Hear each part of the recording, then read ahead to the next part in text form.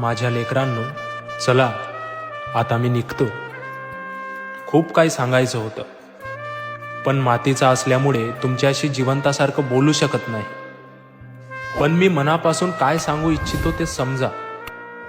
तुमचं जीवन तुमच्या हाती आहे. या जगातलं चांगलं वाईट हे तुमच्या विचारावर घडतं. जर हे सगळं माझ्या हाती असतं तर मी कधीही अन्याय होऊच दिला नसता. तुम्ही मला विद्येचा देवता म्हणता ना, मग आज माझ्याकडे फक्त एकच गोष्ट मागा, सद्विचार. सद्विचार आले की अहंकार नष्ट होईल. आणि आज गेलो तरी काय झालं, अशा माणसाच्या हृदयात मी सदैव आहे. आणि हाच माझा खरा आशीर्वाद आहे, दुसरा कोणताही नाही. जसे मी असताना तुम्ही सर्व एकत्र असता, तसेच कायम राहा.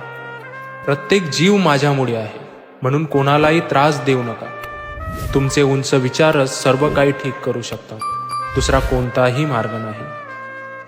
तुमच्याच हातात आहे पृथ्वीचं भवितव्य. नाच गाणी ठीक आहे, वर्षातून एक दिवस चालतं.